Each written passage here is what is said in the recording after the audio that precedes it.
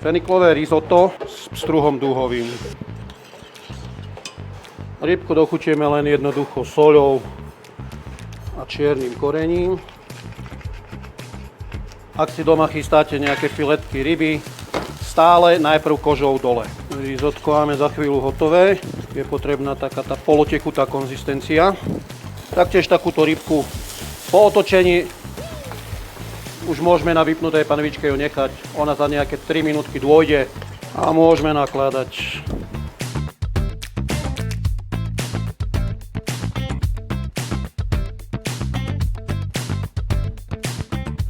Dozdobíme trošku granátovým jablčkom, trebuľkou. Trebuľka je veľmi vďačná bylinka na ozdobu. Asi nie je bežne dostupná v obchode, ale ak sa k nej dostanete, odporúčam.